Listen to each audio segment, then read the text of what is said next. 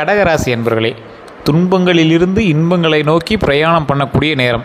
நிறைய பேர் திட்டுவீங்க, சார் கடகராசிக்கு நல்ல நேரம்னு ஒவ்வொருத்தனும் சொல்ல கோவம் தான் வருது, இப்போ நீங்கள் மட்டும் என்ன சொல்ல போகிறீங்க, மறுபடியும் நல்ல நேரம் வருதுன்னு சொல்ல போகிறீங்க அப்படிம்பீங்க. உங்களுக்கு முழுமையான ஜோதிடத்தை நான் இந்த வீடியோவில் சொல்ல போகிறேன். தயவு செய்து ஸ்கிப் பண்ணாமல் பாருங்கள், கோவப்படாமல் பாருங்கள்.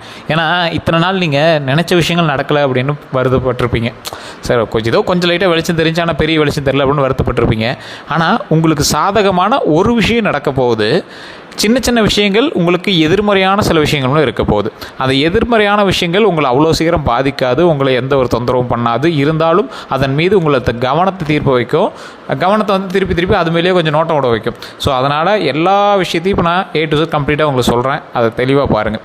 இந்த கடகராசிக்காரர்கள் தொழில் ரீதியான விஷயங்களில் கொஞ்சம் எச்சரிக்கையாக இருக்கணும் அப்படிங்கிற ஒரு காலகட்டம் தான். இவங்க அவங்களுடைய பிறப்புல இருந்தே பல பேர்கிட்ட கஷ்டத்தை மட்டுமே சம்பாரிச்சுவங்க. சில நேரம் சாப்பாட்டுக்கே நிறைய நேரம் கஷ்டப்பட்டவங்க. இவங்களுடைய தாய் தந்தையரோட சப்போர்ட் இவங்களுக்கு அவ்வளோவா இருந்திருக்காது. தாய் தந்தையரோட சப்போர்ட் இருந்தாலும் உங்களை பேசுபவர்களும் ஏசுபவர்களும் தான் அதிகமாக இருப்பாங்க. உங்களுக்கு உறுதுணையாக வந்து நிற்கக்கூடிய சொந்தங்களும் உங்களை வந்து அவ்வளோ தவிர்த்திருப்பாங்க. அந்த சொந்தங்கள்லேயும் உங்களை வந்து ஒரு பகடக்கையாக பயன்படுத்தியிருப்பாங்க, இல்லை உங்களது ஒரு கருவியாக பயன்படுத்தியிருப்பாங்க. இதுபோல் உங்களை ஏற்ற இறக்கமாக வைக்கக்கூடிய சில நபர்களை நீங்கள் வந்து சந்தித்து தான் அதுக்கு அடுத்தது வந்து ஒரு ஸ்டேஜுக்குள்ளேயே போதுவீங்க. அதாவது ஒரு குறிப்பிட்ட ஸ்டேஜில் உங்களுக்குன்னு ஒரு தனி மனித ஒழுக்கம் உருவாகும். அந்த தனி மனித ஒழுக்கத்தை மட்டும் நீங்கள் சரியாக வச்சுட்டீங்க அப்படின்னா, கரெக்டாக வச்சுட்டீங்க அப்படின்னா அதுவே உங்களுக்கு ஒரு மிகப்பெரிய பாதையை வந்து வகுத்து கொடுக்கும். அந்த பாதையில் நீங்கள் எப்படி விளையாடணும், எப்படி இருக்க போகிறீங்க அப்படிங்கிறது தான் உங்களோட லைஃப் ஸ்டைலே. உங்களுக்கான நேரம் ஒரு குறிப்பிட்ட காலகட்டத்தில் பிறக்கும். கடகராசிக்காரர் பழைய ராசிக்காரெலாம் இருக்காங்க அப்படின்னா, ரொம்ப வயசானவங்களாம் இருக்காங்க அப்படின்னா கேட்டு பாருங்கள். ஒரு குறிப்பிட்ட ஒரு மைல் ஸ்டோன் இங்கே வெளிச்சத்தை வந்து ஓப்பன் பண்ணியிருக்கோம். சிலர் வந்து சார் எங்கள் லைஃப் ஸ்டைலில் என்ன நல்ல விஷயத்தை பார்த்ததில்ல சார் அப்படிங்கிறவங்களாம் இருக்காங்க. கடகராசியில் இன்னும் இருக்காங்க. தசாபத்தி மாற்றத்தினால அதோட அடிப்படையில் நிறைய பேர் இருக்காங்க. ஆனால் ஒரு சிலர் மட்டும் கரெக்டான ஒரு குறிப்பிட்ட நேரத்தில் ஒரு கதவு ஓப்பன் ஆச்சு, அந்த கதவு மூலமாக தான் பல நன்மைகள் கிடைச்சிது அப்படின்னு வெயிட் பண்ணிகிட்டு இருக்காங்க. இந்த ராசிக்காரர்களுக்கு மிகப்பெரிய யோக காலங்களும் இருக்குது. அந்த யோக காலங்களை நீங்கள் எப்படி பயன்படுத்திக்கிறீங்க அப்படிங்கிறத பொறுத்து தான் வரக்கூடிய காலகட்டம் எப்படி அமையுது அப்படிங்கிறதே இருக்குதுங்க. அதாவது உங்களுக்கு இத்தனை நாள் கஷ்டத்தை பார்த்தீங்க, துரோகத்தை பார்த்துருப்பீங்க, அதே மாதிரி சின்ன சின்ன நம்பிக்கைகளை பார்த்துருப்பீங்க. ஏதோ ஒரு பெண்ணாலேயோ இல்லை ஆணாலேயோ, பெண்ணாக இருந்தாலும் ஆணாலையும், ஆணாக இருந்தாலும் பெண்ணாலையும் நீங்கள் வந்து ரொம்பவே தவிச்சிருப்பீங்க. தாய்கிட்டேருந்து அதிகமாக சப்போர்ட் கிடைக்காது, ஆனால் சொந்தத்தை விட்டுறக்கூடாது அப்படின்னு நீங்கள் அதிகமாக பண்ணியிருப்பீங்க. உங்கள்கிட்ட பெரிய வருமானம் இல்லை அப்படின்னாலும், ஓரளவுக்கு லைட்டாக வருமானம் வந்துச்சு அப்படின்னாலும், எதிர் வீடு, பக்கத்து வீடு, உங்களுக்கு அங்காளி பங்காளி, மாமச்சனவங்களாம் வந்து உங்கள் மேலே பொறாமப்படக்கூடிய அளவுக்கு தான் நீங்கள் வந்து பண்ணிகிட்ருக்கீங்க. தெய்வத்தினுடைய நம்பிக்கை அதிகமாக இருக்கக்கூடிய ஒரு ராசியில் இந்த ராசியும் ஒன்று. குலதெய்வத்தினுடைய அருளும் அதிகமாக இருக்கக்கூடிய ராசியில் இது ஒன்று. நீங்கள் இத்தனை நாட்கள் ஒருத்தர்கிட்ட போய் பணம் கேட்டிருப்பீங்க, ஒருத்தர்கிட்ட போய் சாப்பாடே கேட்டிருப்பீங்க, ஒருத்தர்கிட்ட போய் நிலம் கேட்டிருப்பீங்க, ஒருத்தர் போய் வீடு கேட்டிருப்பீங்க. இந்த மாதிரி கேட்கும்போது உங்களோட மனதில் ஒரு வகையான அழுகையோடு தான் நீங்கள் நிறைய இடத்துல போய் நின்றுருப்பீங்க. அந்த அழுகையை துடைப்பதற்கு யாராவது வருவாங்களா, இனியாவது நம்ம வாழ்க்கையில் அழுகை இல்லாமல் இருப்போமா அப்படிங்கிற மாதிரி ஒரு வாழ்க்கையை வந்து கடவுள்கிட்ட வேண்டி கேட்டுட்டு இருந்திருப்பீங்க. அதே போல் அவநம்பிக்கைகள், இவன்கிட்ட போய் கேட்டால் கொடுப்பானா, ஏற்கனவே கொடுத்ததில்ல இப்போ கொடுப்பானா அப்படிங்கிற ஒரு அவநம்பிக்கையும் உங்களோட மனசில் பதிஞ்சிருச்சு. உங்கள்கிட்ட பணம் இல்லாத போது உங்களை யாரும் மதிக்கலை, உங்களுக்குன்னு எதுவும் பண்ணலை. பணம் வந்ததுக்கப்புறம் லைட்டாக அப்படியே உங்கள் மேலே ஒரு கார்னர், அப்படியே ஒரு சாஃப்ட் கார்னர் வரப்போ நிறைய பேர் இருக்காங்க. உங்களை பயன்படுத்தி கொள்கிறார்கள். உங்கள்கிட்ட தான் அமௌண்ட்டை வாங்கிக்கிறாங்க, அதை வந்து வாங்கி அதை தேவையில்லாமல் அவங்களோட யூஸுக்கு பண்ணிக்கிறாங்க. அது உங்கள்கிட்ட தான் நீங்கள் அதுக்கு தகுந்த மாதிரி எவ்வளோ வேணாலும் பண்ணியிருப்பீங்க.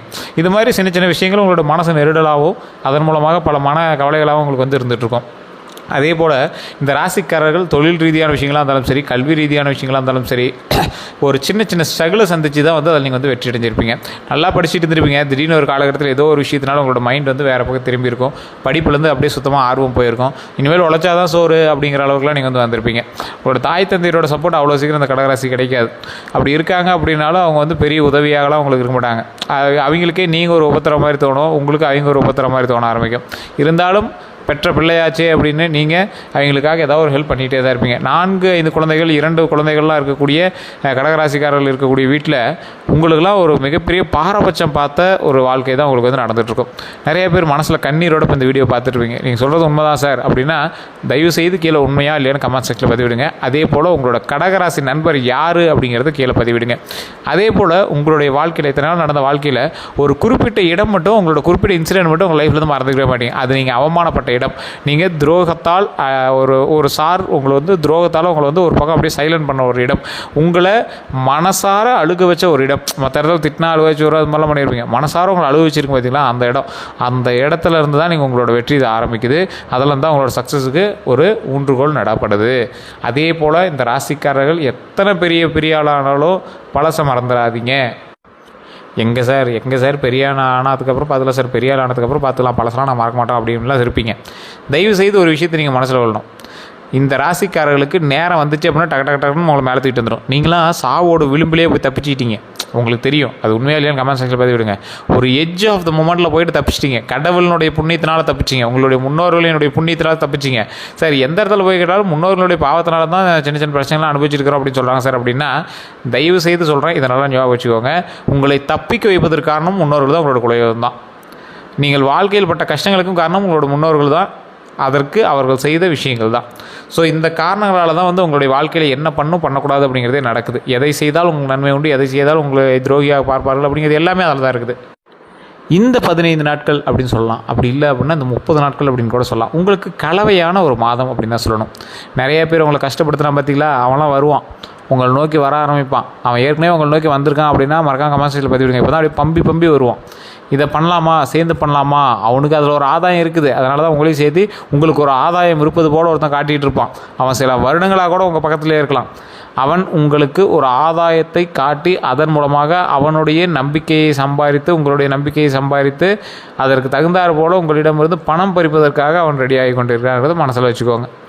அதுக்குன்னு உடனே சண்டைக்கு போய் நின்றுறாதீங்க, நீ இதுக்கு தான் வந்தியாடா அப்படி இப்படி நின்றுறாதீங்க. அது அவனாக கூட இல்லாமல் இருக்கலாம், நீங்கள் கெஸ் பண்ணாலும் அவனாக கூட இல்லாமல் இருக்கலாம்.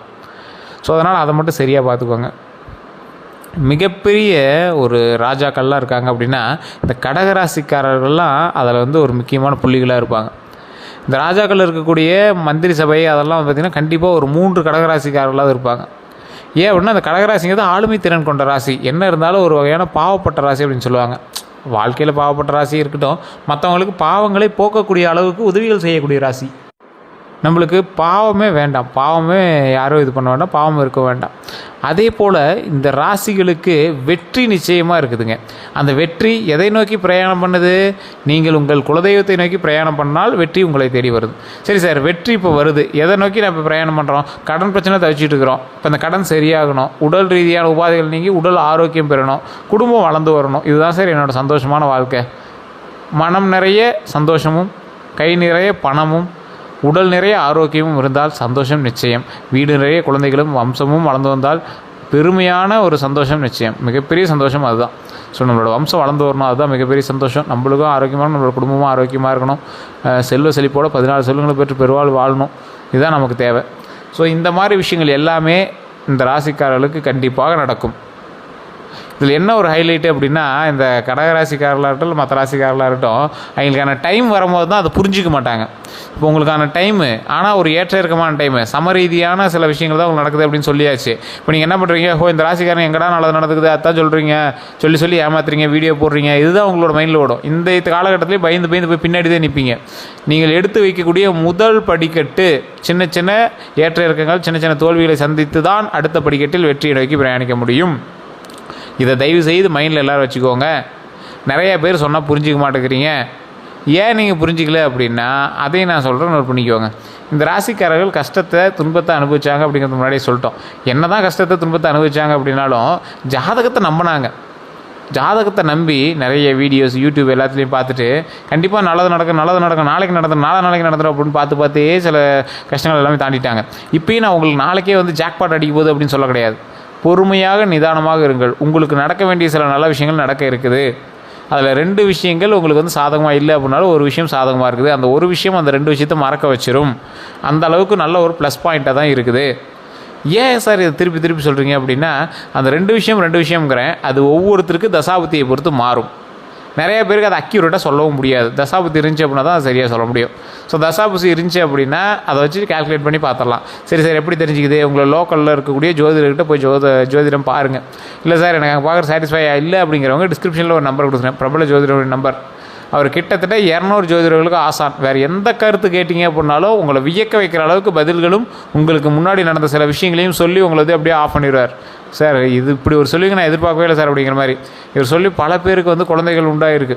அதே மாதிரி பல பேருக்கு திருமண தடை நீங்கியிருக்கு. அதே போல் இதில் முக்கியமான ஒரு விஷயம், முன்னோர்களுடைய பாவத்தை விளக்குவதற்கு இவரை விட ஒரு எக்ஸ்பர்ட்டே யாருமே சொல்ல முடியாது. ஸோ அந்தளவுக்கு ஒரு எக்ஸ்பர்ட்டான ஒரு ஜோதிடர். கிட்டத்தட்ட 4-5 மொழிகளுக்கு மேல் ஜோதிடம் பார்க்கக்கூடியவர். 4-5 ஸ்டேட்லேருந்து வரக்கூடிய விஐபிஎஸ் அண்டு ஆக்டர் ஆக்ட்ரஸ் ஜோதிடம் பார்க்கக்கூடிய நபர். இது மட்டும் இல்லாமல் பல திறமைகளை கைக்குள்ளே வைத்து இருக்கக்கூடிய